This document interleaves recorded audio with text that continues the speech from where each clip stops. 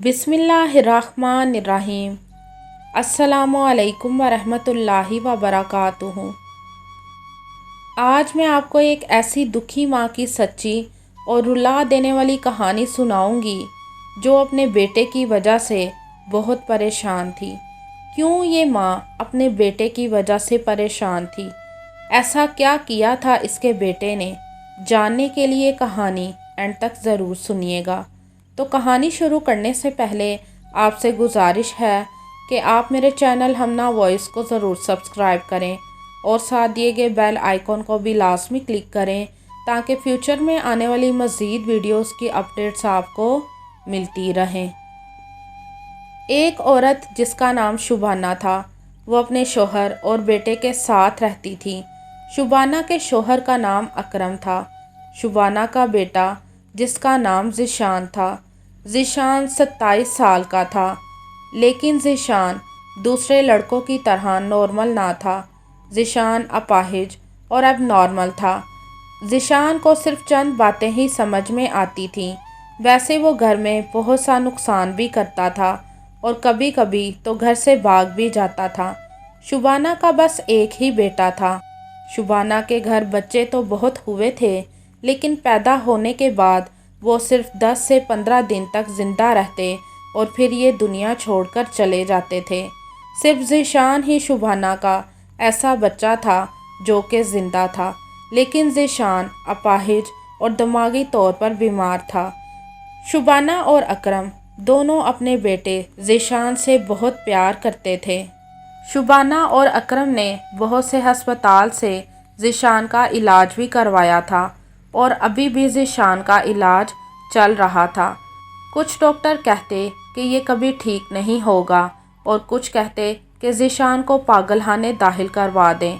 शुबाना और अकरम ने ज़ीशान को इस गर्ज से पागलखाने दाखिल करवाया था कि शायद ज़ीशान की तबीयत में थोड़ा सा सुधार आ जाए, पर ऐसा ना हुआ। ज़ीशान ने पागलखाने में सबके नाक में दम कर रखा था और फिर एक दिन पागलखाने से ज़ीशान भाग भी गया था।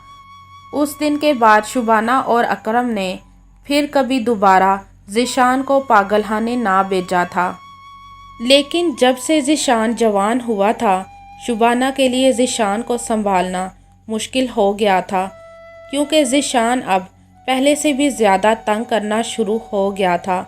वो कभी साथ वालों के घर चला जाता और उनके बच्चों को या तो मारता या फिर उनकी चीज़ें छीन कर ले आता था। ज़ीशान चूँकि अपाहिज था, इसलिए हाथों के सहारे से आगे की तरफ चलता था। सारे मोहल्लेदार ज़ीशान की इन हरकतों से बहुत परेशान थे और कभी कभी तो ज़ीशान बच्चों की तरह ज़िद करने लगता कि मुझे ये चीज़ नहीं खानी, और अगर कभी ज़ीशान अपने घर के बाहर दरवाजे में बैठा होता और अगर कोई चीज़ वाला गुज़रता तो ज़ीशान उसके पीछे पीछे चल पड़ता था। कई दफ़ा तो मोहल्ले के लोगों ने ज़ीशान को ज़बरदस्ती पकड़कर उसके घर पहुंचाया था और कई दफ़ा तो शुबाना खुद ज़ीशान को पकड़कर घर लेकर आती थी। शुबाना के लिए अब ज़ीशान को संभालना मुश्किल हो रहा था, क्योंकि ज़ीशान कभी कभी शुबाना के घर के काम भी खराब कर देता था।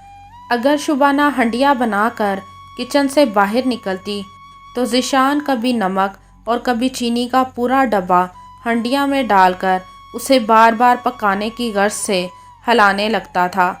एक दिन शुबाना की कुछ तबीयत ठीक नहीं थी, तो वो बेचारी आराम के लिए लेटी तो उसकी आंख लग गई और ज़ीशान, जो कि शुबाना के पास ही बैठा था, वो घर से बाहर निकल गया।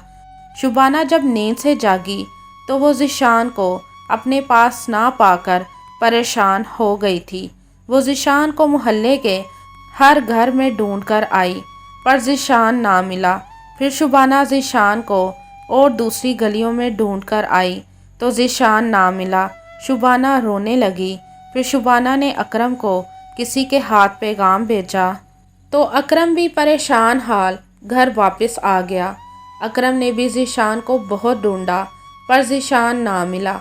दोपहर से शाम हो गई तो फिर शुबाना रोने लगी और कहने लगी, ऐ मेरे रब, मैं तुझसे नाराज़ नहीं हूँ, کہ تو نے میری جھولی نہیں بھری، اور میں یہ بھی تجھ سے شکوہ نہیں کرتی کہ تو نے مجھے اپاہج بیٹا عطا کیا ہے۔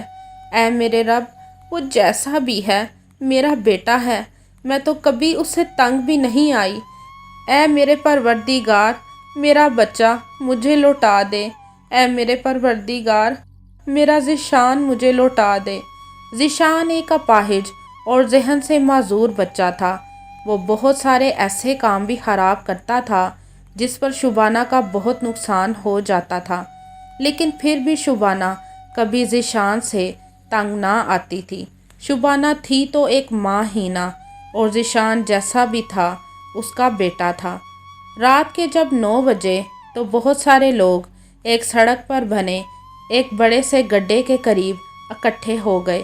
شبانہ بھی اس غرض سے ادھر گئی کہ شاید کہیں میرا بیٹا نہ ہو، لیکن جب شبانہ نے گڈھے میں گرے کسی لڑکے کو دیکھا تو اس کی بے ساختہ چیخ نکل گئی، اور اکرم بھاگا بھاگا شبانہ کے پاس آ گیا اور پوچھنے لگا، کیا ہوا شبانہ؟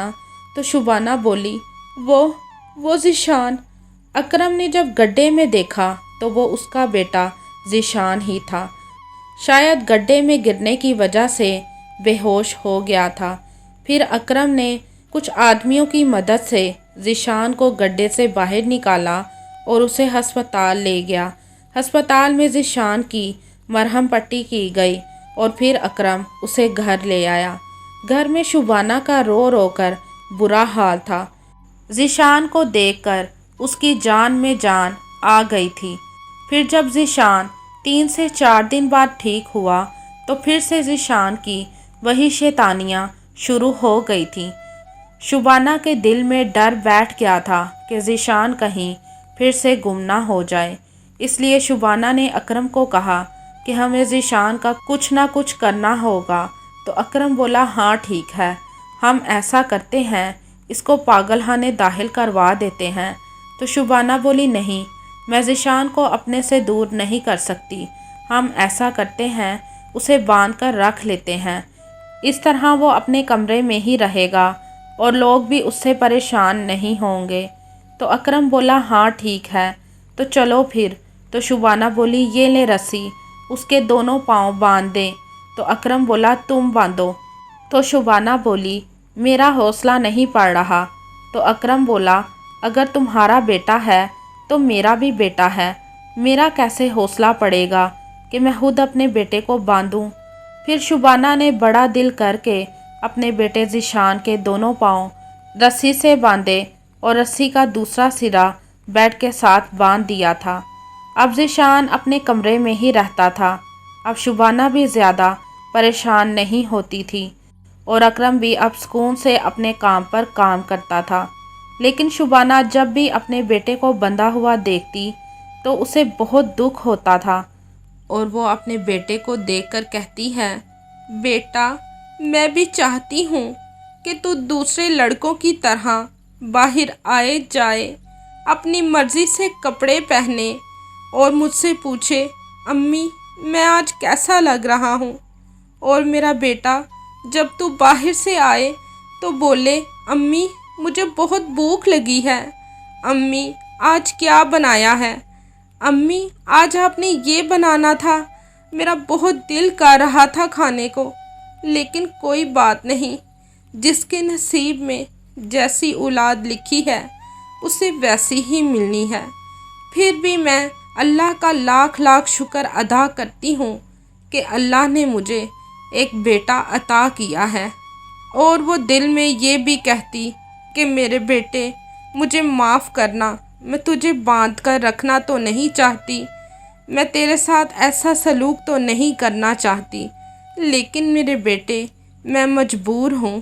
اکرم اب بوڑھا ہو چکا ہے، لیکن ابھی بھی وہ کام کرتا ہے، لیکن جب وہ دوسرے لوگوں کے بیٹوں کو کام کرتے دیکھتا ہے تو سوچتا ہے کہ کاش میرا بیٹا بھی ان کی طرح سمجھدار، عقل اور شعور والا ہوتا، تو آج اتنے بڑھاپے میں اس کی رکھوالی کرنے کی بجائے اس کی کمائی کھا رہا ہوتا۔ اولاد پاگل ہو یا سمجھدار، بے عقل ہو یا شعور رکھنے والی ہو، فرما بردار ہو یا نا فرما بردار ہو، والدین کو ہر حال میں اپنی اولاد اچھی لگتی ہے، کیونکہ اولاد اللہ کی ایسی نعمت ہے جس کو ہر کوئی پانا چاہتا ہے، پر یہ بھی کسی کسی کے نصیب میں ہی ہوتی ہے۔ اس لیے بچوں کو اپنے والدین کی عزت اور ان سے پیار و محبت کرنا چاہیے، کیونکہ والدین کبھی بھی اپنے بچوں کو دکھی اور پریشان حالت میں نہیں دیکھ سکتے۔ آپ کو یہ کہانی کیسی لگی کمنٹ میں ضرور بتائیے گا۔